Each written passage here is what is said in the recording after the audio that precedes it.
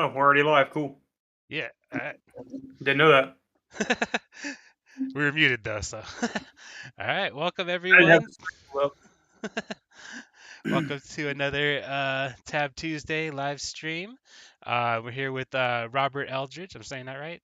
Yeah. Yeah. All right. So Big Top Studios, the developer of Medieval Designer and Heartlands. Welcome, Robert. How's your week going so far? I know today's a big day for you. Sorry, had a bunch of shit echoing in the back. My bad. Nice. Welcome to another Tab Tuesday live stream. So way off. Robert Aldridge. Yeah. All right. So Big Top Studios, the developer of Medieval Designer and Heartlands. Welcome, Robert. How's your week going? Oh, that's me, huh? Shit. What's going on? That's mine. Hold on. What is this?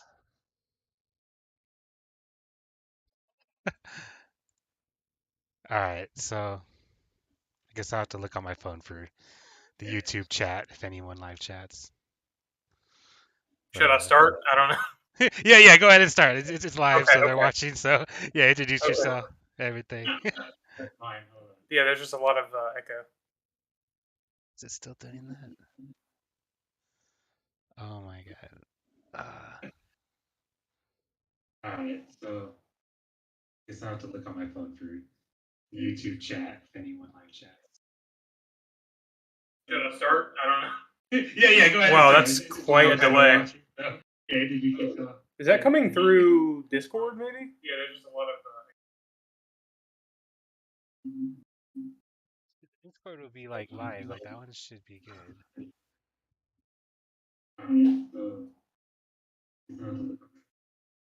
YouTube chat. My mini feed. Oh shit! It was playing on Twitter in the background. Oh, is that me or that you? That might have been me. Okay, what about now? Are we still getting the echo? That was a mess. Sorry to say, it'll probably take a second. Yeah, I was wondering if it was like my YouTube, and I was like, why would YouTube play its own sound? No, But, I think it was Twitter in the background. Like I pulled up the stream that way. All right, cool. All right. Okay, I think we're good then. Awesome. Okay. Right, cool. All right, so yeah, welcome everyone. We got Robert here, Big Top Studios, an Unreal developer working on this project, which is fully funded. Might be of interest to you guys, and it's really cool. It's a VR RPG, and I'll let him tell you a little more about it. So yeah. So should I start with Heartlands? Yeah, or start. You can mention Medieval Designer briefly, just get that out of the way, and then just roll into Heartlands. Yeah, sure. So like towards the beginning, I guess, of 2020, I started developing a little project called Medieval Designer. It was kind of a proof of concept for what would eventually, the basis for all of my VR design. I wanted everything to be grip and grab based, because as humans we touch things. We don't use fucking laser pointers.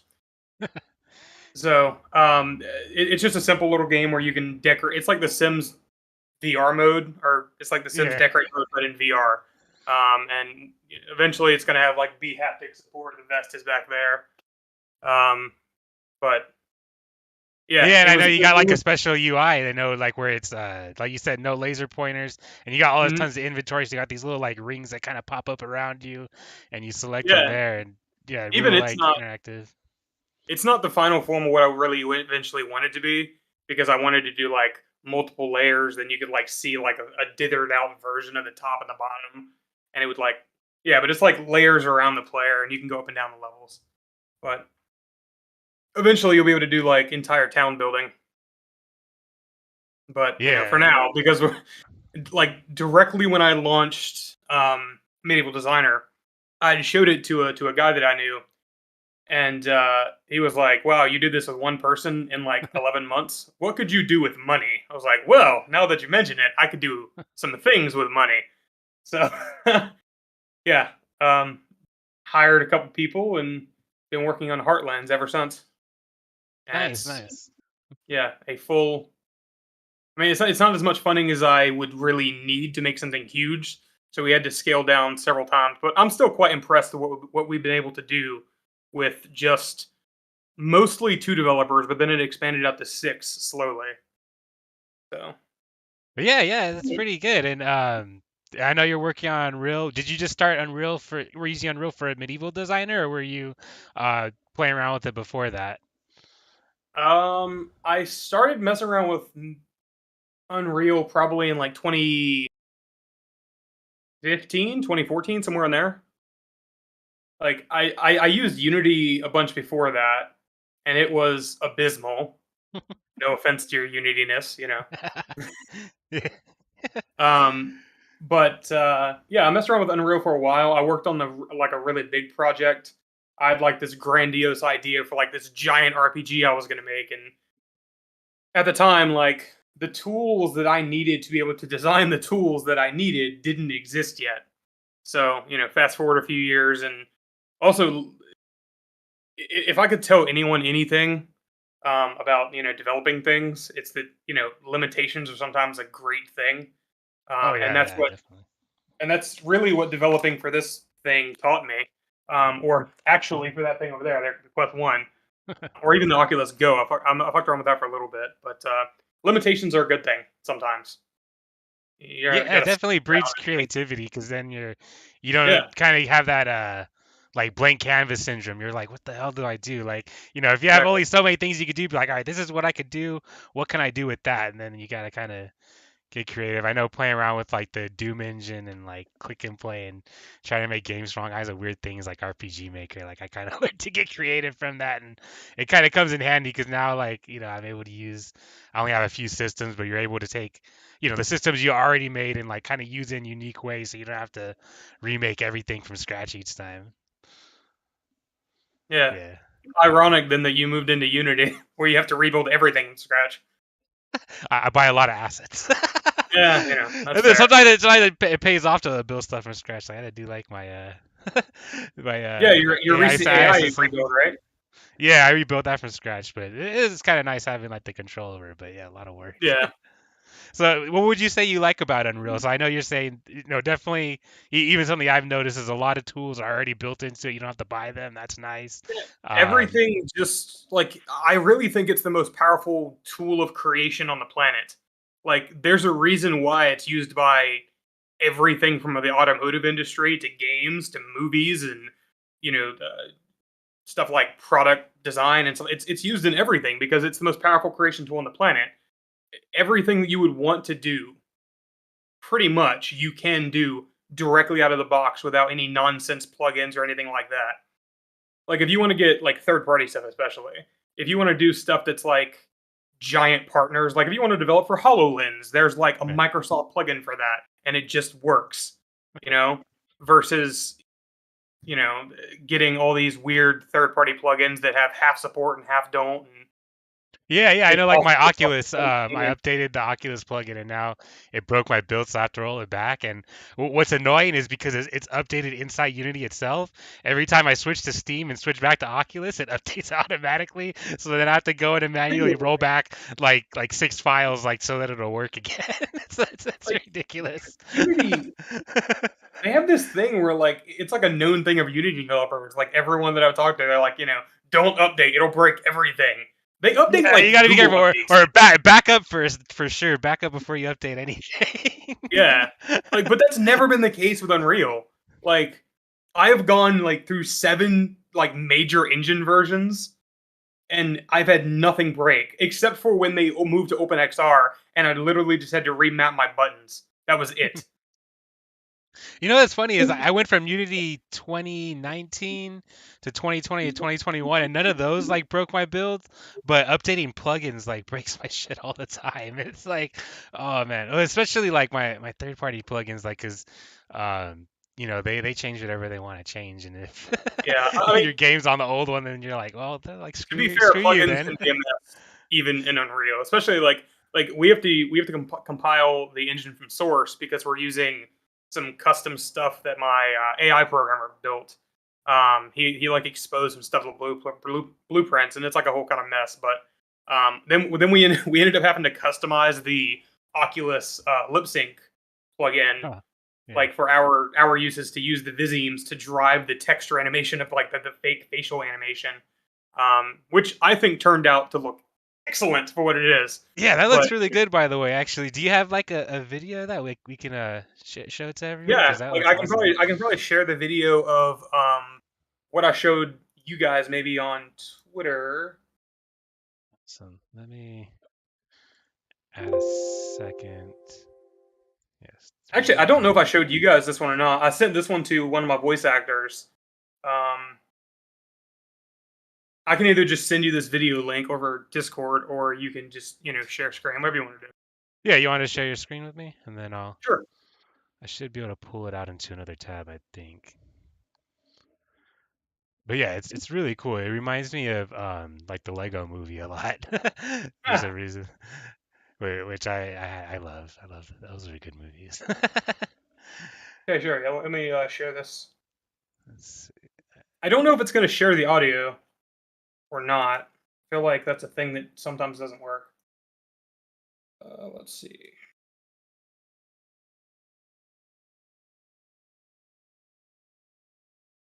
There we go. Yeah, this is just a bandit conversation on the second floor of the dungeon.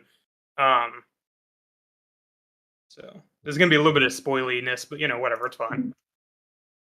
Okay, here we go. Now I'm seeing I your got that. screen. Hold on 1 second. I really don't feel right. Let me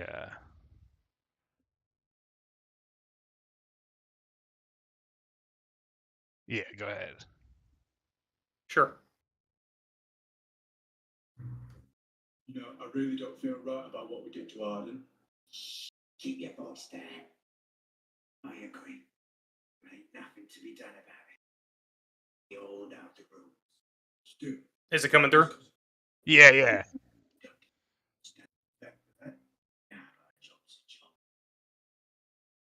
Is the sound coming through as well? It was, but then it stops. Of course. Yeah. It's fully voice acted though. Yeah. You can hear it though a little bit and like see. But Okay. yeah, like Yeah. their mouse moving. It looks really good. Definitely. Like, Yeah. And like the craziest thing about it is like we got the mouth movements working, but then I was like, wait a minute, we can't get like eye movements working, and we can't get like jaw movement because the head is one mesh. Like they're Cinti assets, so it's like one yeah. mesh. So using like the beards and tinting the face, like the face, the skin color of the face, we can fake a jaw movement by just like using the visemes to drive at the same time it's driving the actual mouth movement to actually adjust the eyebrows and the actual jaw itself using like the actual beards. So if a Oh, character nice. doesn't have a beard, it doesn't look nearly as good. But if they do, like it works surprisingly well. And like after we got the mouth stuff set up, which took like a little bit of time, I think it took 12 hours. I got the facial movement set up in like 5 minutes. While my other programmer was in the bathroom, I was like, "Dude, holy shit, check this out!" Nice. Yeah. Were we using it? You're not using the Oculus package, right? You're using like a different one for the lip syncing, or were you using No, the? I'm using the Oculus lip sync. Oh, We nice. Yeah, awesome. yeah, we just modified it to not use the skeletal mesh stuff. That's pretty cool. How did you like that plugin? Because I mean, it's gonna be different for me because I'm on Unity, but I'm sure it'll be like similar. But it's pretty straightforward to Yeah, I mean, work it on. wasn't that bad. I mean, it's just like for how we like it's different obviously because it's Unity versus Unreal, but like most of the stuff is exposed to blueprints, so you So can just it like drag. just outputs like what like their how open it thinks a mouse should be as like a float or something like that, or how does that? Well, it's based on visemes and it gives you like a rating for a viseme or how likely an output sound should be. And like, do you know about like the viseme like shapes or mouth shapes or whatever they're called, phonemes? Uh, no, not really, but just from you saying that, I get the idea.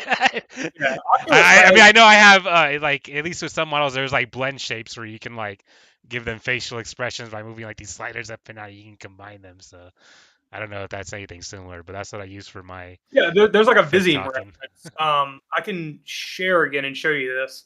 Oculus has this. If you want it, actually, it's pretty useful. Give me a second. Yeah, here it is. Like this will make it easier to explain what it's doing as well. Am I still sharing? I think. Yeah, I can see it. Let me make my screen Yeah. bigger because up and then it just went away. What happened? Oh, it's because I can't see it because I. Oh my God, why do you want to be like that?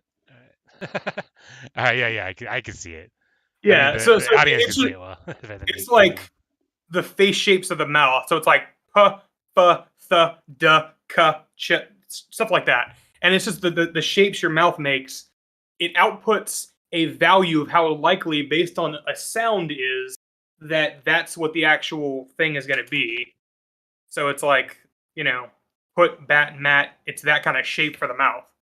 Oh, And that's then cool. Yeah. I and see. then so we're driving a dynamic Unreal Engine material and we're just changing the texture at runtime based on what the highest probability of like a Vizime is that it needs to output.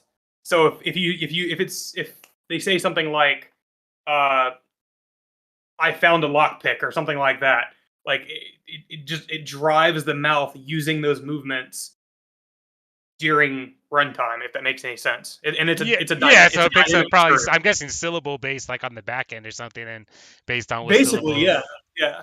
it like I picks mean, up, it like you can triggers use the movements. Oculus plugin for like not only stuff like this, but also for like voice to text. It's what Oculus uses themselves, I'm pretty Hmm. sure, for like Horizon Worlds.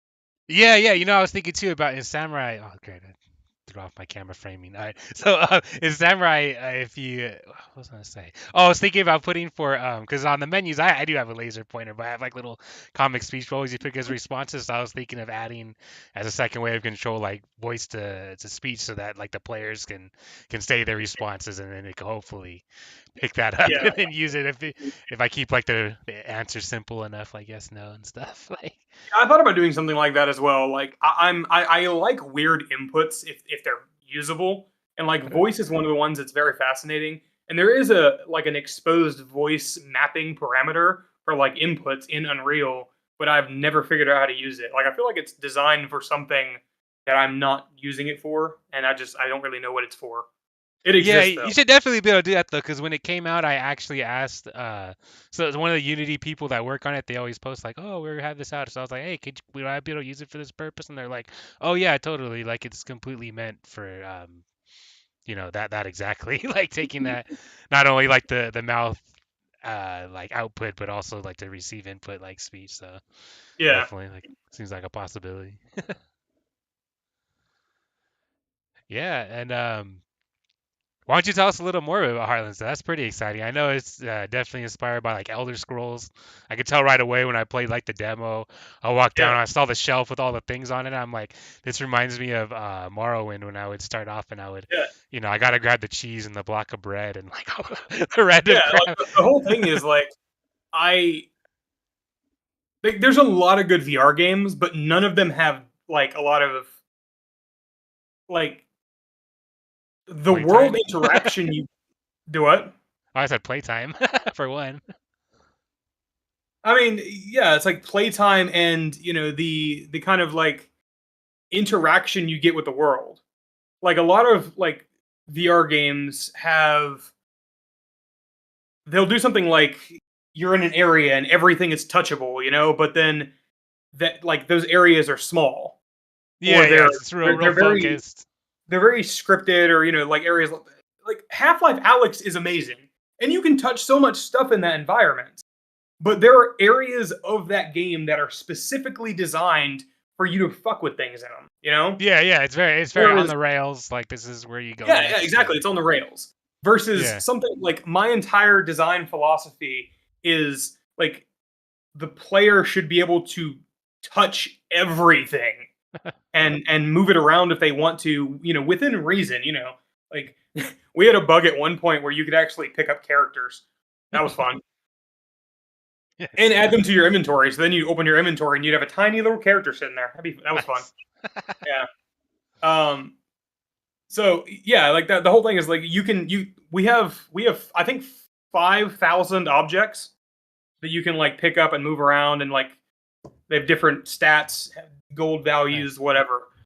We have like 264 different armor pieces with 11 different things. So you have like a headpiece we're thinking about adding in pauldrons and like knee guards and elbow guards as Remember that separate was one pieces. of my favorite things about like Morrowind was like they had You can so have much like separate customization. You get boots like and different stuff. shoulder piece, different like arm Yeah, piece, it and I was was kind of great. disappointed in Oblivion. They kind of like, I mean, some things need to be simplified, but some of the things I was like, oh, you Yeah, can't like have a different shoulder piece now. Like I kind of miss that. Like, yeah. I mean, they simplified it. I think to it like I'm I sure think you've I don't already think there taken needed a to be a short blade and a long blade and like a light, medium, and heavy armor. Like that was like too yeah, much, and like axe, hammer. Like yeah, there was too many skills, but I think the armor customization they could have kept that complexity. I don't yeah. think Like that hurt I think you've anything. heard me talk enough about like how I think Oblivion is the greatest game ever made.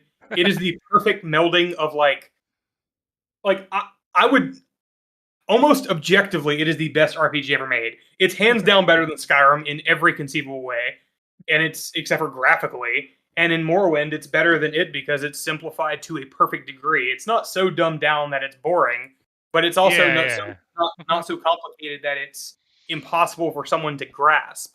That's like new to RPGs. It's the perfect middle ground. Like being able, and that's one of the things we kind of wanted to do. We wanted to do something within like between those. Like we could have done like your leg pieces are the same. Like it's one piece. Your chest piece is one piece. But then like you can have a different like upper arm piece, lower arm piece, and then like individual like hand like glove gauntlet style things. yeah, And then you can have different boots. We wanted it to be as much variation as possible because then you get more interesting bandits too. yeah. Yeah. So like one of our bandits, like I'm looking at right now, he has like a leather boot and then like a fur boot, and he has like some scavenged iron greaves on and like a leather chest piece, and then like a lower like vambrace that's like leather, and then the other one's like a scavenged iron on the right or something like that. That you just get a lot of variation, you know? Yeah. That's a lot of fun. Like, Yeah. I know you got like just like all kinds of systems too, right? You got the crafting, you got like the weapon Yeah. repairing, and then you got the your combat system too, which Yeah, uh, like if if I'm good at anything, I've learned I'm really good at building out like tools that make things that like much larger studios it takes them time to do. I'm really good at building out yeah. tools for that. And world class tools is the answer to all game development, in my opinion. Like it's an engineering problem. That and I'm really good at prototyping. So like Yeah. all of our systems were like functional to a degree within like a month or two of us starting the project. Like, yeah, it's pretty great. They've all evolved a lot since then, especially like the quest system. But yeah, we have like a weather system, a day night cycle. We have the thing that I'm still like the thing that I'm most fascinated about recently is like the fake windows. I showed you guys that on Twitter. Like Yeah, I saw that's pretty cool. it's just a cube map, but it adds a lot to like walking through a city street and it looking like you can see through the interior. And like Y- because we have like the the main district that the game takes place in at launch, we're gonna add different districts after launch because it's just so large. It's 119 buildings. Compare that to like a city in like a normal Elder Scrolls game that's like 15 buildings. You know, it's Yeah. quite a difference. And every single one of them you can go inside of, and there's a person living there with a story, and you know the entire place is decorated again using our world class tools that we've developed. It's So you got like a huge, just so that the people are clear, you got this huge city, like yeah 119 buildings. You said you could all go inside. They got people living in them. yeah Uh, like so, it's not like some of the stuff you play on the quest where it's like, oh, you no walk it's not like around, you these see tiny it, little and in experiences 45 you take. minutes you're like, well, that was cool. Like I liked looking at. Like no, this is like huge, and you got there's It like is it's like the a village, living and there's like a breathing world. castle, right, too, that is part of it. Yeah, well, the Castle District is a different district. But like right now, it's just that you're what's Right. in called the Old District. It's the according to the lore of the game, it's the oldest area of the city, and it takes place on two sides of like a river that flows through the center. And because it's like the Old District, there's everything in it. There's like shops and taverns and different like stores for like clothing and armor. And people that do books or things like, and then there's like poor people and rich people and middle class. There's just, There's whatever. like gentrification, like this. It got too expensive, so that created like a homeless problem. Yeah, I mean, there is at least one homeless guy in the city. You get to see him in the demo. Yeah. So like all the houses are like old and shitty, or now like they're like trendy. Like all the hipsters are moving there Yeah. now. And it's like it's just a huge experience, and I'm so proud of what we've been able to do. I mean, like having this studio here has been amazing. We've 3 other desks here, and like having people in the same place and working on something has been an incredible experience. The entire goal of the game really is I want people to play until their headset dies. And you can't do that Yeah. with so many games right now. Like I love Contractors. It's an amazing, shooter. I'm not going to play it until my battery dies.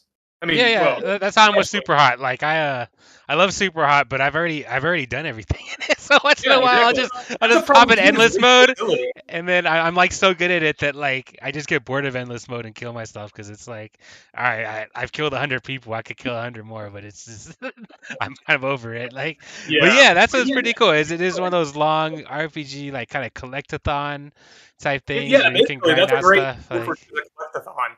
Just yeah. collect everything. My favorite thing to collect in the game is hourglasses because I have a problem. Like I have one here. I have this one over here. You know, it's a problem. There's more over there too. Anyway, Man, yeah, I could but type and we anything have with sand. hourglasses. We have hourglasses in the game too, and they're great as well. I wish I Nice. could get like a shader for them to like where the sand would flow, but I feel like it wouldn't be worth the effort. Oh, I They're just know. yeah, they're just like glass right now, just a glass texture. Just scan the asset store, see if there's one, and then if not, then I'll just give up. You can Eh, even maybe put just like a billboard like across Sprite and just have it animated like base. Just play the animation one way and then reverse it based on the Y maybe rotation yeah. of it, based on the I X don't know. rotation of it or something. I don't Yeah, know. That's what's kind of fun about developing for the Quest 2 is it's kind of like when they had to develop for like Super Nintendo and like the PS2 that they come up with like weird tricks how to do things like exactly. Like um that's one of the things that's making it like so exciting to me at least. Is the other thing like is our lighting. Like I'm still so stoked about our lighting. Like Oh it's yeah. Got artificial like synthetic like a lighting system, which is really neat. Like, yeah, we've done it specifically to work with the Quest, with its limitations and everything, and they're basically free lights. Like when you look down Gammon Way, which is the you get to see in the demo. There's like 6 lights that go all the way down the path, and they're like overlapping and everything, and they cause no performance hit whatsoever. It's amazing. that's awesome. 'Cause I remember even when I was making like a night scene for Samurai Slaughterhouse, even on the PC, I couldn't have all the lights freaking on the street because it totally killed the performance. I had Yeah, to I it's mean, like the I could take overlapping some and stuff, screenshots, but but that was about it. yeah. I mean, it helps that like our stuff is all unlit, so we have a very low like ceiling for material cost anyway. And so many people told me in Yeah. the beginning that that was a mistake, and some people in particular still think is a mistake. But people have seen my game at this point, and it wasn't a mistake. It looks great for what it is. Like you combine, the new Oculus. They made recently a you can have a post process pass even though you don't have to have mobile HDR turned on. So if you enable a post process with a color correction and you combine it with the fake lighting, it's just crazy. It looks so good. It looks like Nice. lighting. Nice. You're able to get away with the post processor. That's like cool too, because I had to ditch my post processing outline and get like another one that kind of puts like it kind of like clones the shape and puts like a black thing behind Yeah. it, so it fakes an outline and it Well, looks pretty I mean, good. You look at some stuff up close, it like kind of breaks on the corners, but I mean other than that, it's pretty good. yeah. I mean, it's not really a normal post process either, though. It's like it's the edit that the Oculus did. I think in 4 dot. Well, I think it was Oculus integration number 33 or 32. Um, and yeah, it's like they edited the Vulkan subpasses to allow there to be a customized version of a post process. You can't do stuff like outlines and stuff like that, but you can do simple stuff like a day night cycle, which isn't actually how we're doing ours. Or you can do stuff like, more importantly, color correction. It's so good. Yeah, Yeah, yeah, it looks pretty cool. And then you got your torch system recently added, where there's like yeah, fire that on a one torch. You can actually. touch it, and you can light up other torches with the fire on your torch, which is pretty awesome. Like, Yeah, yeah. I was actually super impressed by that one because my business partner and finance guy Brock, he was saying that I needed to let Nathan, my other programmer who sits at that desk over there, that I needed to let him run some. So I was like, we should do something with the torches. And like some of the feedback we got was that, it'd be cool if we could like light torches or take them off the wall or something like that. And we're like, we can do that. So yeah. I had him program that feature like entirely by himself, and it works so well. Like, you can grab a torch off the wall, and there's like one that's unlit. You can light it, and it's all like randomized as well. So like sometimes you'll spawn with a torch that's unlit. Sometimes you'll get one that is lit. Oh, nice. Yeah, I love Yeah, randomization. yeah, yeah. So much of the game is based on the randomization stuff too. But like our system for that is actually kind of nuts. Like in the end, it's going to do crazy stuff. Like the houses of the people you go to will change based on who lives there. Oh, that's pretty cool. Yeah, I mean, it all of this stuff is actually simple. It's just float values and arrays and stuff like that. Like it's But not it's the hard. creative ways You're a that you software use it though, because I mean, I got randomization too in my game, and it's pick a value from this list, but it's just thinking of creative ways to use it, which is the magic of it.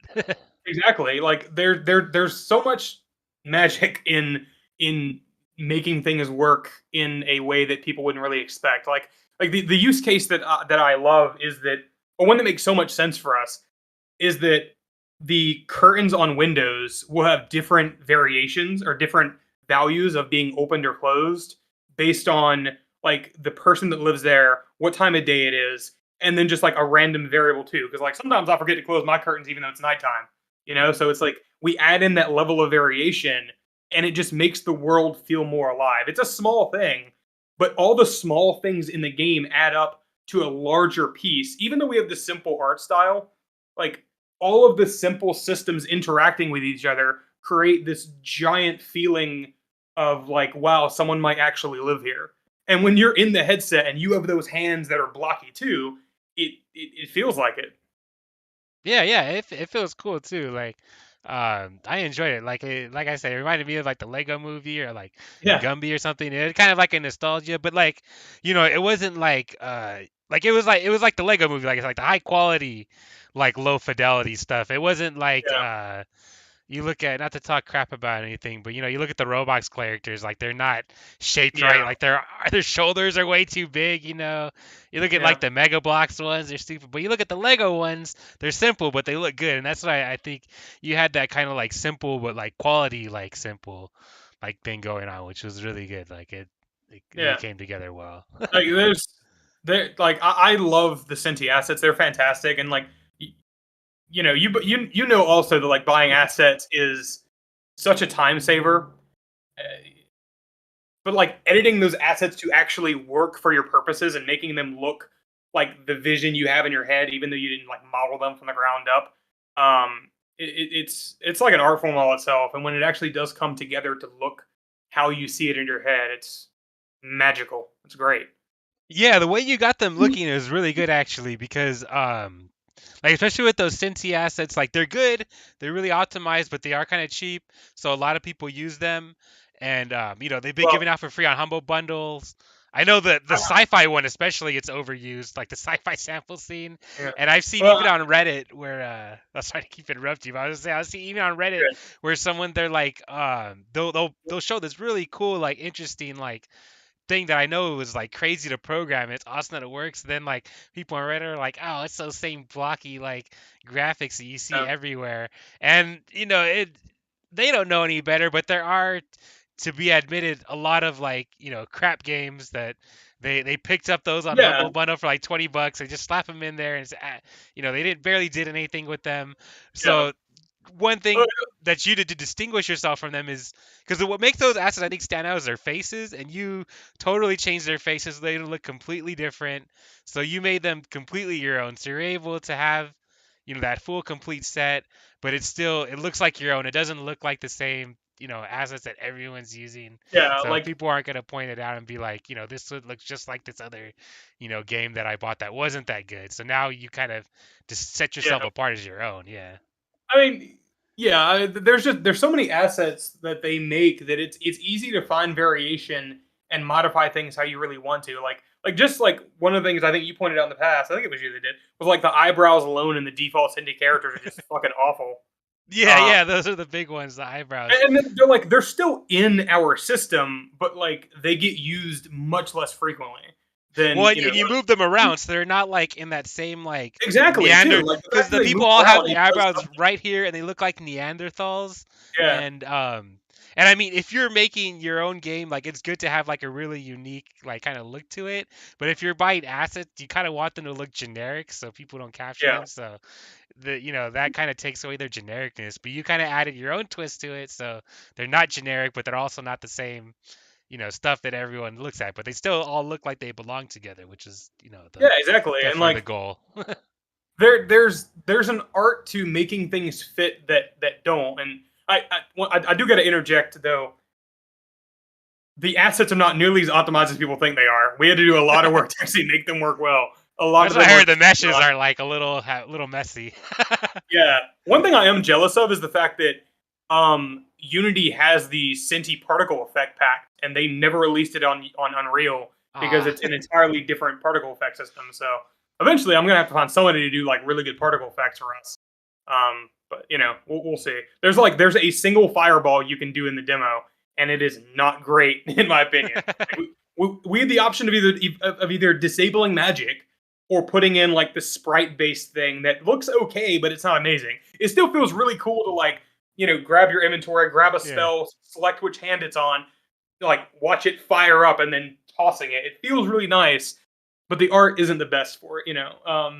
I feel like if you browse the Unreal Store, you'll probably find something. I mean, I know Look, even just like low poly, just type in low poly particle effect. I know at least for Unity, there's tons of them, even like free ones. Like, I mean, and there's a few for Unreal, but none of them are really that good. Like there's yeah, one by I can't remember who makes them, but like we got them and they're totally unoptimized and they just yeah. they don't really work, very well at all. They were like $30. It's not really that bad, but Yeah, one it's thing that's kind of nice about Unity though is like a lot of people use it for like mobile and stuff. So for like cheap effects like that, it does like the Unity built-in like particle system. It basically the easiest, most common thing to do with is have it shoot little squares everywhere. So like if you wanted to recreate like the polygon like poly like effects, it would be so easy to do in Unity because they basically it's just shoot squares like this or shoot squares like this. yeah. Shoot It's squares in a like circular pattern like. I've never messed with actually making effects, and it's one of the things I might mess with a little bit as like an R&D thing eventually. Um, like Yeah, so I so did. much of my time is R&D. Like honestly, these days I'm making tools and I'm doing fucking research. Like Nathan does a lot of programming these days for like things that need to be finished up. I prototype it out and make it functional, and then he polishes it up. And then Megan, she works on like actually filling out the content. And then we, Zahima doing programming and I all think that. that's what people don't realize too. Is a lot of game development is just like researching, experimenting, and that's So why much like of it, if yeah, you get to a point where you're like, damn, like I did it this weird way, like now I know I should have done it this other way. Like, I yeah, say I tell people don't be afraid to go back and start over because. yeah. Even though it took you like 3 months to get to this point, it's gonna take you like 2 weeks to do it over because now you know what you're doing. Like, Yeah, like there's a fear that a lot of people have of like, oh no, I'm start. going to lose all my code, and like I get that because I feel that too. But like also, you're going to rewrite your code better a second time. Like, Yeah, and, like it's not the actual syntax that takes long to write. I mean, Microsoft Visual yeah, Studio autofills half of it for you. It's yeah, putting it, the thought into how to get it to work. So you already yeah. have that thought put It's in just and the putting Lego experience on pieces top of together. it. That's all it is. It's Yeah, just yeah, just stringing things together the right way. I mean, programming isn't nearly as hard as people make it out to be. Like, I do think it takes a certain kind of person to be a programmer. I don't believe anyone can be a programmer. Not to be like elitist or anything, but I've seen some yeah. It people takes a too. lot of logic, but yeah, it's just it's a lot of it's creativity too. Like Yeah, Albert yeah. Like Einstein, imagination it's is like a more problem important than solving thing. knowledge. Like, yeah. It's a lot of a problem solving thing. Like there's a difference between like a game developer and like a game designer too, and it's like those things are usually together, but they're usually not. You know, I mean, there's For a people whole like us, art it has to form be to together. everything. But normally, there's people dedicated to that. But for us, we have to wear all the hats. Like. Yeah, all the hats. I mean, I got my top hat back there. It works. You know, I don't know if you can see that in the thing. I know it's like if you look at like I got like a MIDI keyboard right here. I got my freaking drawing pad right here. Yeah, Like I got so many like odd tools that like yeah. well, you wouldn't think there's like a game developer's tools, but those are my We have to do everything. Yeah, tools.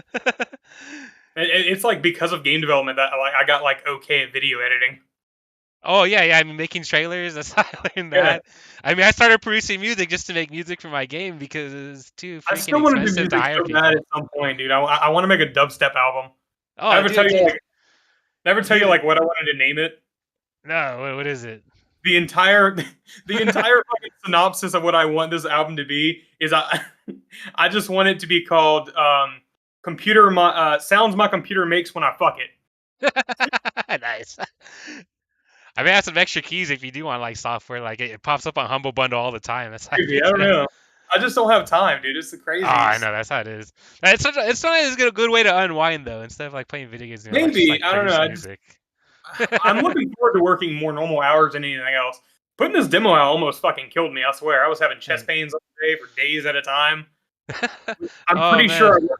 I'm pretty sure I worked like 100 hours last week, and it was rough. Oh man, that's tough. Yeah, I know. Like, And well, I'm I mean, for me, salaried. I So left I my get paid full-time job, extra. so for me right now, like compared to working a full-time job and developing a game, I feel like I don't have it too bad. But I'm also not under super tight like deadlines. But Yeah, I don't know. I just been doing this for so long that it feels. I don't know. Like it's still not like a job. Why did my lights go off? Google. Hey. I don't know. Anyway, there we go. oh, All my got a stuff ghost. is like motion censored and stuff. Anyway, so yeah, like it's not like it's like a job, but like sometimes things do start to feel a little grindy, you know.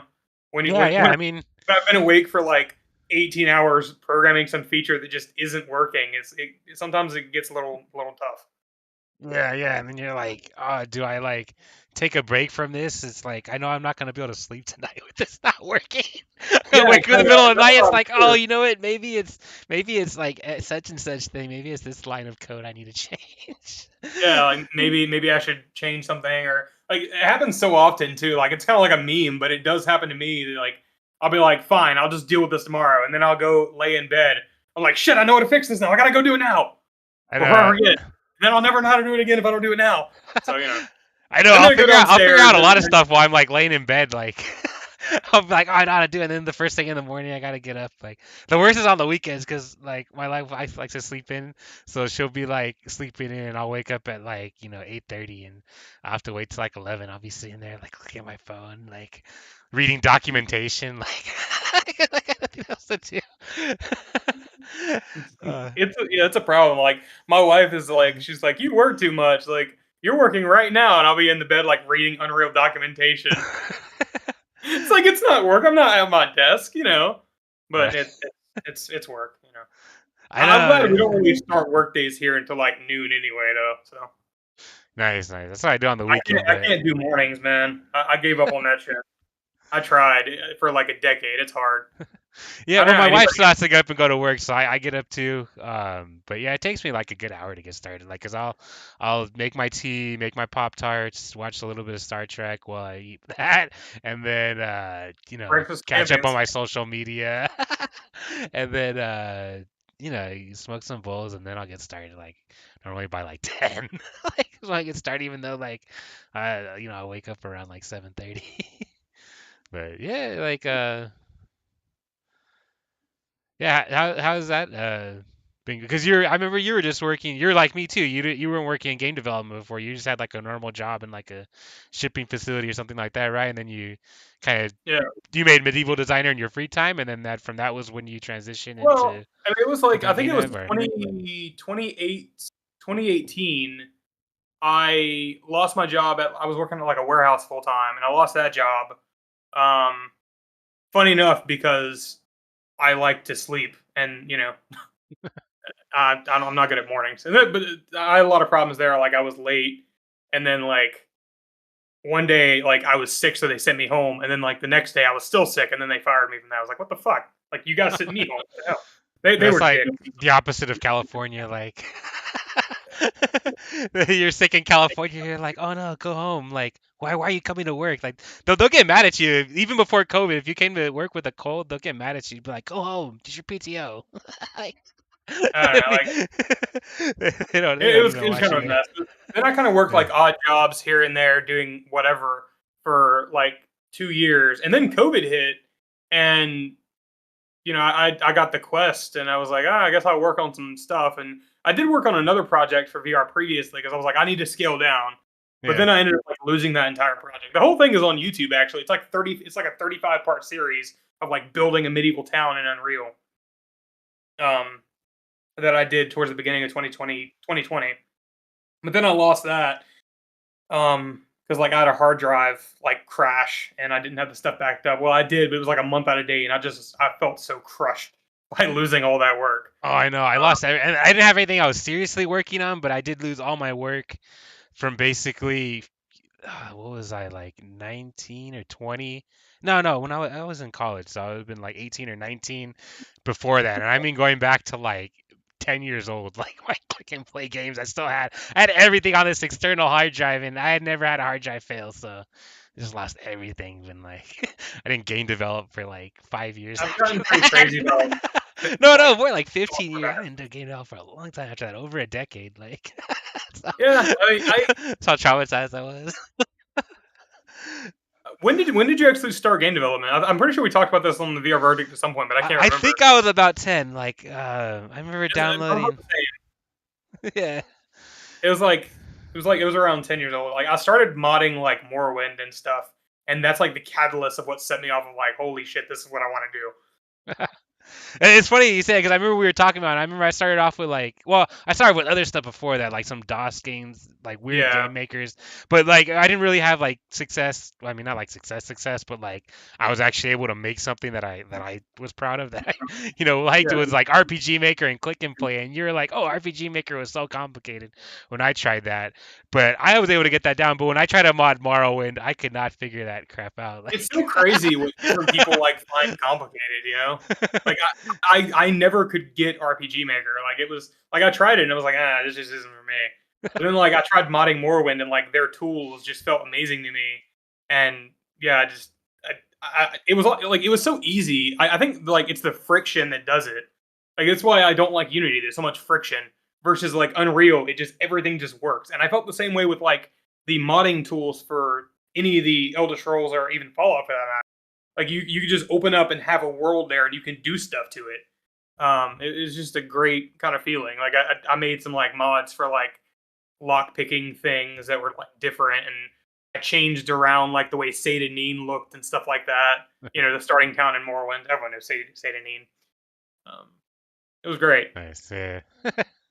And then I started making like an entire town for like Oblivion when that came out. I'll never forget seeing Oblivion like for the first time. Oh, I I didn't even remember know. seeing it too. I remember the thing. This is gonna sound like really random, but the thing that I like kind of blew me away because in Morrowind everything is kind of like static, like standing Yeah, still. But in all static. Oblivion, like I was like, oh my god, they walked into that hanging vine and the vine swung, and like they walked into this hanging skeleton, the skeleton got knocked, and that like Yeah, that was like the one thing to me that I was like, yes, this is like the next level after Morrowind. Like they did make it yeah. better. Like Like like honestly, I don't think we've seen as much like going from like the original Xbox to the Xbox 360, or going from like the PS2 to the PS3 was such a giant like leap in performance that like people complain now they're like, games aren't getting better. It's like they are, but it's all stuff that's small and on the back end that makes the overall experience better. Versus like back then, it was like, holy shit, we can have like moving bones now. That's insane. yeah,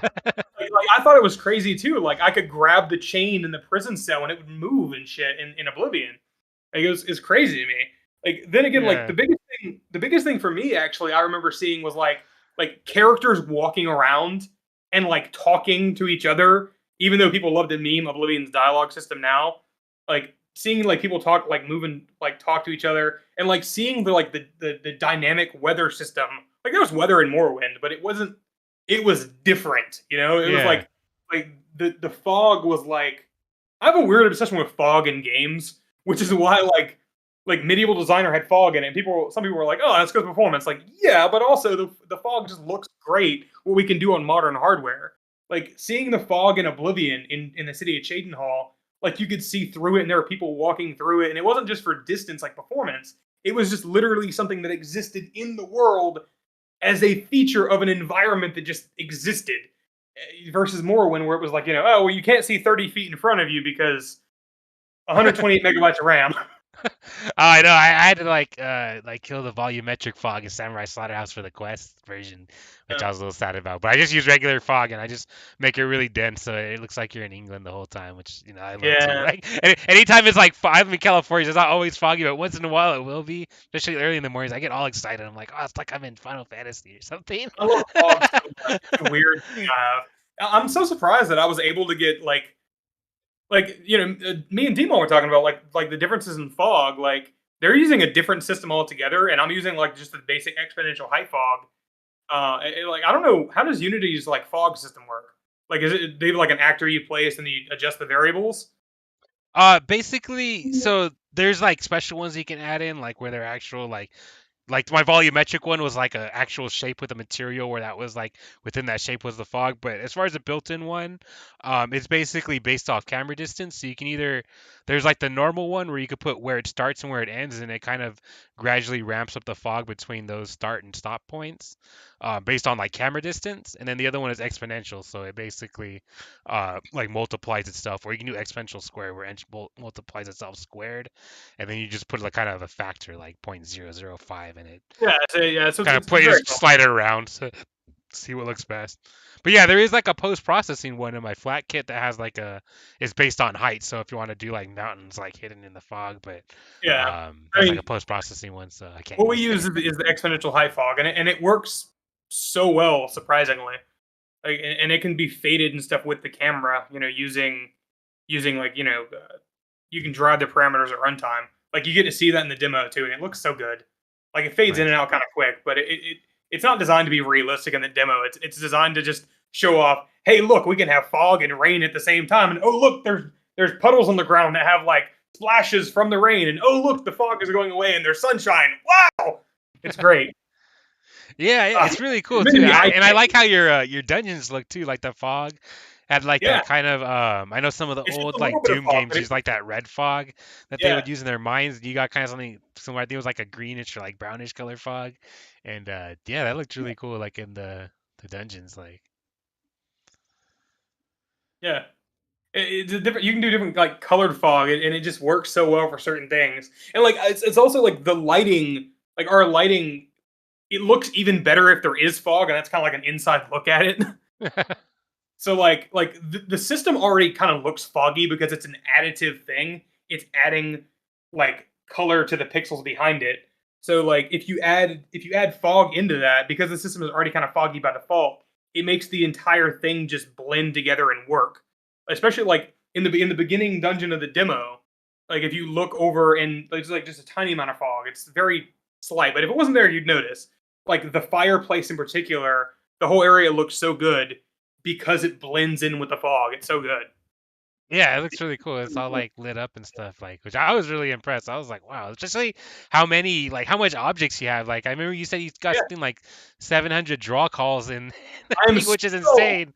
And like if my yeah. career if my career making games fails, I'm going to fucking do consulting and show people how to use this fucking hardware because clearly I'm doing something right to be getting 700 draw calls when and still have 72 frames per second when according to Oculus and Unreal, you're not supposed to be able to get more than like 200. So, Yeah, 100 is actually the recommended one. And I noticed on Vehicular Rampage, like my driving one, as soon as like cleared to 100, it like just tanked it. But yeah. that one was because I had like an insane amount of skin mesh renders there on it. But with Samurai, even then, like I think the most I can get is like 400 draw calls, and then it starts it barely makes a frame rate. As soon as something funny happens, like a new enemy pops in or you move your head super fast, it drops to like 62 frames. So I mean, with Space Orbit, of course, holds it up, but like, Yeah, Space Warp is um, kind of amazing. We're actually not using Space Warp at all for the demo. Like we were going to, and I thought we were definitely going to have to. Especially like our characters. There's still a problem with our characters where like we can't merge them because something's wrong with the bones in the arm. They get like this broken arm T-Rex thing going on, and we haven't figured out what's causing it. So like every character in the town is currently 24 draw calls by themselves, and there's 30 characters in the town walking around doing things while you're in the demo. That tanked our performance worse than anything else. If there's any lags in the demo, it's because of that. But like the actual draw thread is crazy performant. Like we're running at like 4 milliseconds on the draw. How is the character's 30 draw calls though? Because I mean I know those polygon ones they're like one mesh, so there's that, Well, and then because, you got the mouth. you have the base mesh itself, which is a draw call. You have the material, which is a draw call, and then there's 11 parts minimum for each of those characters. So Oh, because they got like draw clothes and calls. accessories and stuff, huh? Exactly. Yeah, each of those items is like 2 draw calls, so it's a lot. So you would be like, once you do get them, figure out your issue and get them combined, you're gonna be like combining them like at runtime, or you're just gonna pre-combine them, Well, or are they like randomized or? what we're probably going to do for the town itself, well, this is still an active discussion in the studio, and I'm what we're leaning towards is that we're just going to have a reference to a optimized version in the code. There's some ways we could do this, and it's one of the fun things about game design, like just how to solve a problem. We're gonna have a reference to an optimized version on every character that has been pre-baked. And we'll either make it so that, one, it's impossible to kill NPCs in the city itself, which is not the best, but also, we could make a lore reason for it, Guards are everywhere, shit like that. Or we could do something like distance-based, like when an actor gets more than, I don't know, 10, 15 feet from you, so they're definitely out of your range, they would just switch to their version of the mesh that is static. You can't take the clothes off and stuff like that. Well, I mean, it would still be clothed. It would just be all merged down to one thing. It would be one merged actor with all the materials instead of 24 objects separately. I mean, because we have to have the objects separate like that in order for the system to work. If I wanted to do classic style RPG stuff, where you kill a thing and then you get a bag that has some stuff in it that was there or something like that. I hate that with a burning passion. If someone has a piece of armor, I better be able to take it off their corpse. Yeah, and then you can have the nudie mods on top of that. Well, I wasn't gonna go there, but if someone wants to do that in my game, I don't care. That's fine. Do it.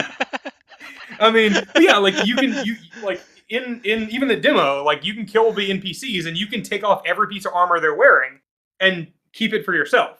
That is so important for living in the world. If I can kill a bandit and not take his stuff off, it's there's only a 10% chance he'll actually have the hood you see him wearing. That's how it always is in games. Yeah, but it's that's not that way for ours. It's everything they're wearing you can take. And depending on how we end up doing it later on, it depends on how we end up implementing, characters optimization. In dungeons, I know we can definitely do this, but I'm not sure about out in the town. There's zero reason why the NPCs couldn't change their armor and stuff at runtime. They could search for they could search a barrel and find a different vambrace and put that on. Yeah, I mean, you can have them talking to a shop NPC when you walk in, and they're like, "Yeah, I will buy that armor or whatever," and they're like, "Ching ching," and they chain their armor in front of you, Yeah. Or one of the things I really like is NPCs changing from armor to nighttime clothes. That's something that NPCs did in Oblivion, and I was very impressed by it at the time. They would take off their clothes when they went to bed if they were a guard or whatever, and then put them back on when they got up.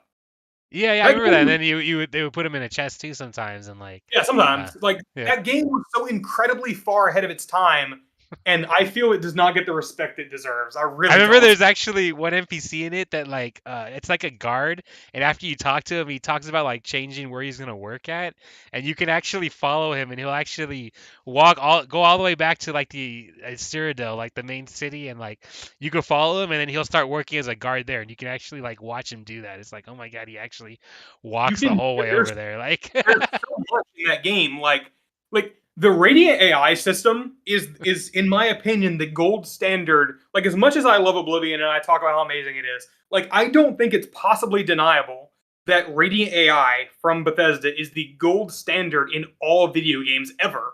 Because it was so goddamn advanced that like NPCs could go around, like they were originally gonna be able to like do quests, and like you'd go into a town and an NPC will have bought up all the armor or something, so you wouldn't have been able to.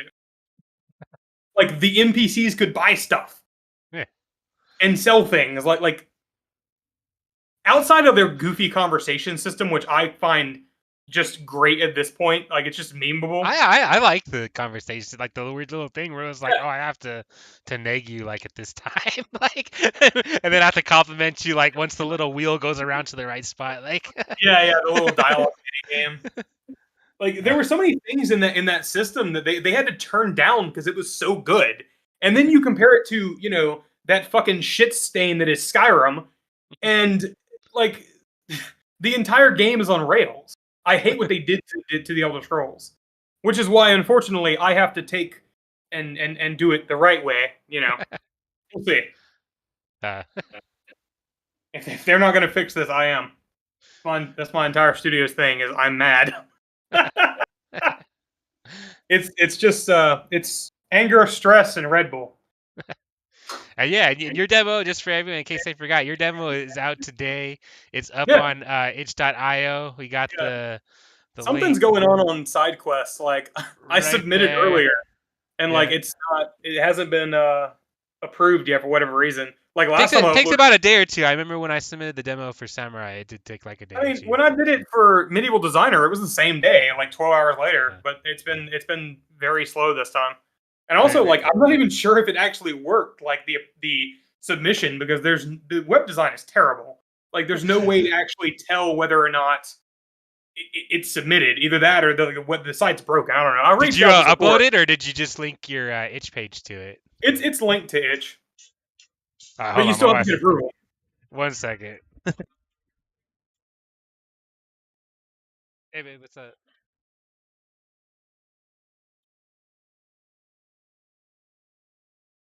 Yeah, yeah, no problem.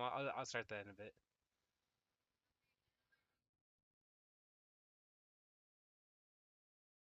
Okay. Um. All right, for sure. I'll text you. All right. Bye. All right. Sorry, I got my wife texting me or calling me. But yeah, man, I think it's fun, and like everyone out there should go on Itch right now and download it. It's for the Quest. Yeah. If you've never been on Itch, it's basically like any other page. You go on there, his demo's free, you download it, and then you just open up side quest and you just kind of drag like the APK on there while your quest is plugged in. You'll install it, shows up under unknown sources, easy as pie. Yep. And then it should be up on itch or on SideQuest. I'm guessing like a day or two, and then it's Probably. even easier for people to do it. If you find the video on like my Twitter or on like YouTube or whatever, there's also links to where the page will go live on SideQuest. It's just not live yet. It'll be the same URL though. So Oh, whenever okay, it's perfect. I'll yeah, add that to the description of here too for the people that yeah, watch it sure. later. Cool, yeah, yeah. And so yeah, definitely check out his game. Check out Medieval Designer if you haven't.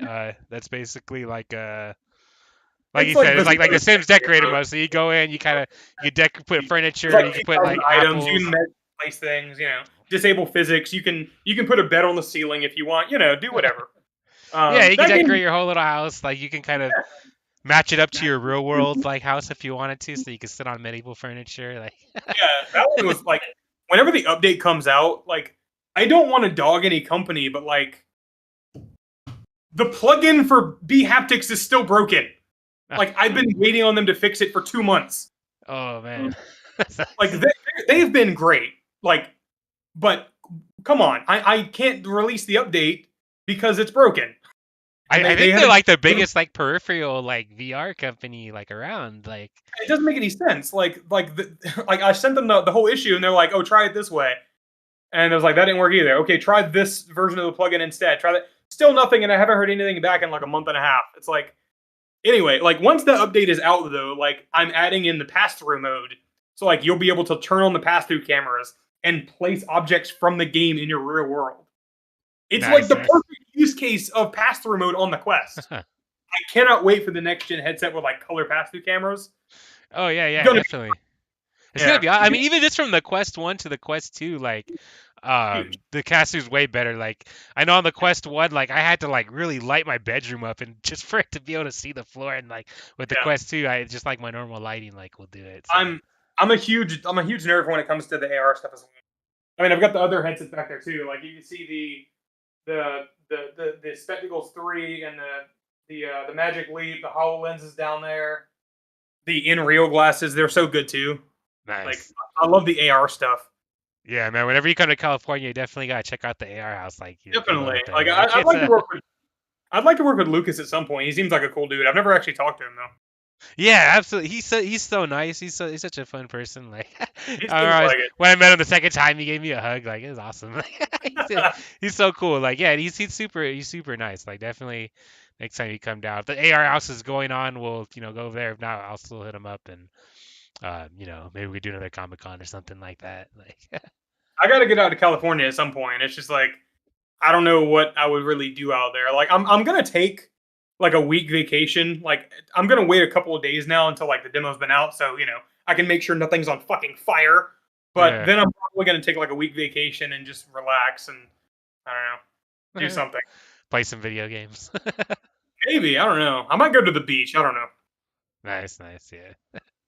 That's what, I like Virginia sucks, but living in Richmond's nice because like I'm 2 hours from the mountains and 2 hours from the beach. It's kind of nice. I don't know.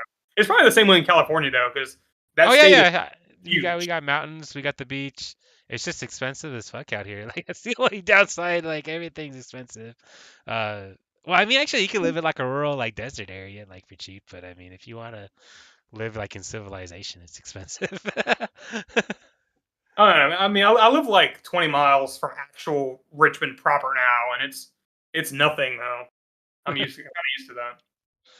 I mean, you got a grocery store though, right? You don't have to drive like 20 miles to get groceries, or Yeah, fuck that. No, I have a store like half a mile away.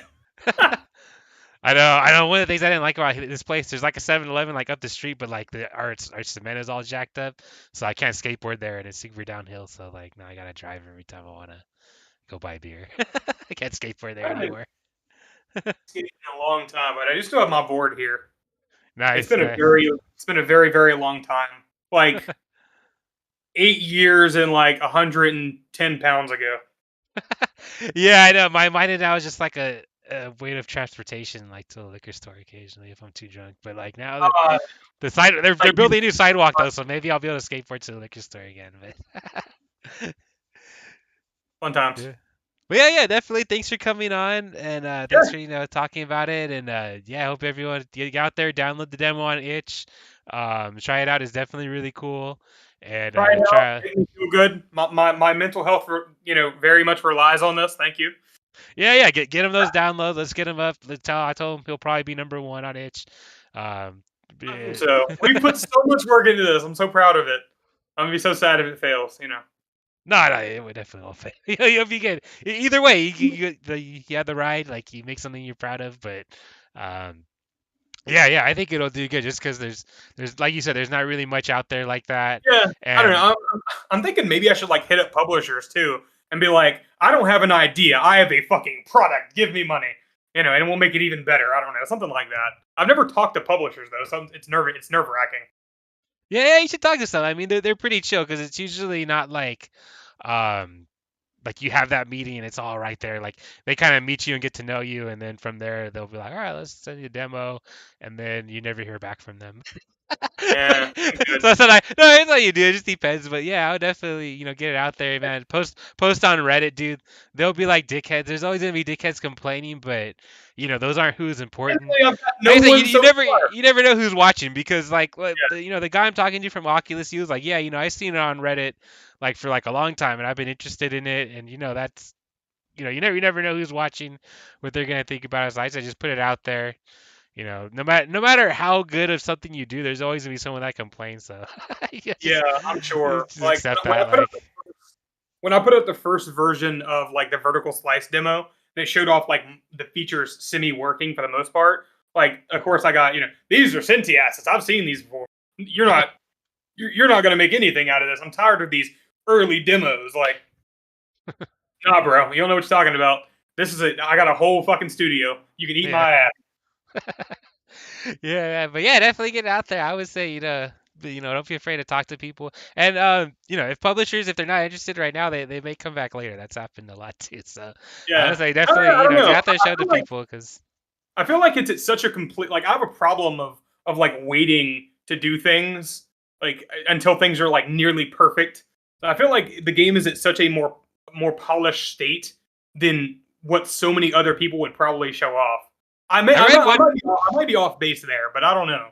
I Like, saw one video, and I don't know, everyone just has their own like opinions on game development, but it's well, one person was supposedly saying it's better to wait because the longer you wait, the more you have to show, the more you can like ask for. yeah, So I mean, it doesn't hurt to wait until you got something good. I know I was supposed to meet with the Oculus guy last week, but I'm like putting it off because I'm trying to get some stuff in there before I show it to him. So, but yeah, I mean, I think it's good to work with publishers too, because right now everyone complains about that. They're like, oh, there's no clear path to get from the App Lab to the Oculus Store. No one knows what the standards are. It's like, well, it's because there's not really standards. There's literally real life people that are out there, picking these games, saying, I think this is gonna be good and rolling out there. So, you yeah. know, Like, I think if anything, like I need to get with some kind of publisher because of that. Like, I don't think it's possible to get on like the main store unless someone sees your game or you're with a publisher or you get somehow just extremely lucky. Because like no, wasn't there that thing? 100%. There's not like I don't know if there's a submission, but you're not going to submit your game and they're going to look and be like, yeah, this is good. Let's just put this on the regular store. Like Yeah, it's definitely someone has to pick it and say, yeah. So that's the yeah, other thing like about pitching to publishers is what the publishers will do is they'll actually take the game and they'll show it to these people at Oculus. So even if the publisher says no, Oculus is going to still keep getting your game brought to them and still see it. So even if the publisher doesn't know, because the guy at Oculus, he even told me he was like, dude, like I listen to what people say, but at the end of the day, I don't give a shit what they say. I make my own decisions. So, the important thing is just getting it out there, getting it in front of people. yeah. Marketing's the hardest thing. Like one of the comments I got earlier on Reddit was like, "Wow, this looks amazing," but I'd never heard of this game before. I was like, "I know it hurts."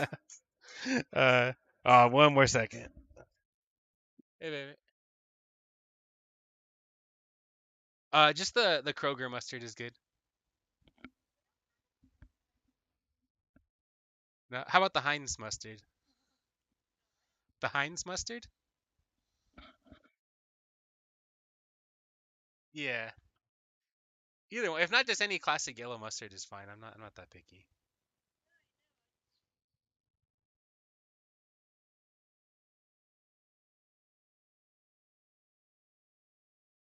That's fine. Sounds good to me. Yeah. Yeah. Okay, I'll wait. Uh, uh, I will. I'll see you soon. Bye bye. Sorry, I had to answer some mustard related questions. Uh, that's a strange statement, but all right. I just plain yellow mustard, no matter what brand it is. But yeah, man, definitely. Thanks for coming on and talking about your game, talking about Unreal, your experiences, and everyone out there watching. Follow him on Twitter. He got his it's this way. There, Robert Jala, and then check him out on biggamestudios.itch.io. Download the Heartlands demo, try it out. Leave a comment. Get him get his itch little wave going up to the top. Yes, please. My mental health relies on it. I'm telling Yeah, you. I'm with gonna that, take a nap with my this is toaster. what we base our Carry self on. value on. Yeah, Like we look at that number and we're like, 80 exactly. downloads. My self value today is 80. Like, Yeah, yeah. I'm very yeah, sad about the numbers that Medieval Designer did, but it got me funding, so okay. yeah, it got you funny. So there's more than one way to have success. Even Yeah, if you don't make money on it, you get your product out there. If you put out something good you're proud of, like it'll come back in a good way. So yeah. I mean, if nothing else, like incredibly proud of what we've done. Like teams that 10 times our size have a hard time doing this. So yeah, if nothing yeah, else, you got to live the dream, man. You got to work, yeah, for a year, however yeah, long, like full-time yeah. game dev. That's what all these other indie developers, Yeah. they want to be where you're at. They want to be where we're at, working full-time. So I mean, if nothing else, you Yeah, got that, and you got the yeah, experience. Like I told my wife, like if it doesn't work out with my game, I can always get a job at a yeah, studio now because I have this to show. So, yeah, I mean, exactly. Like that's another thing. I was thinking jo- about that earlier. another thing, you got a good portfolio. Exactly. Like I can prove that I can do something. I may not have your fancy college degree, but I have 2 games that I've shipped. Yeah, I mean, when It, I hired people, that's what I looked at. I didn't. Those was like, I have this degree. I'm like, well, dude, I don't know what you learn in an English degree. Like, yeah, but this girl, she wrote a roguelike game and she wrote some, Harvest Moon like games. So I know what that involves in that. So I'm gonna go with her. yeah. I mean, I'm not very trusting of degrees. Like Nathan, my other programmer, he has a degree, but he said he learned more like his first week of working with me than he did in his entire college program. Like that's crazy. Yeah, yeah. I mean, I learned a lot of my art classes, but those weren't like computer specific, and those are Yeah, all over the place. I was lucky to have good like teachers too with that. So it just, I think you could learn stuff, but I don't think the degree is really gonna say, what you learned. And like you said, I mean, you learn more on the job than anything else, you do. especially in game development. Like, There's so much that goes into it. Like I don't even think it's like college's fault. It's just like how do you teach everything? Like there's just so much. well, and by the time they're done too, everything's gonna be out of date. Yeah, that too. Yeah, Well, I mean, I guess the basic principles still carry over, but I mean, just learning the specifics, it's like, everything is gonna nothing's gonna be yeah. up to date, especially in schools. But yeah, definitely I had you enjoy you having me on, and we'll It was definitely nice. chat again soon. And have a good evening, and good luck with your demo and everything. All right, man. Thanks for having me on. It's Definitely. been nice. Hopefully, I didn't talk too much. All Just enough. We only went like 15 over, so we're good. right, cool. Cool. Have a good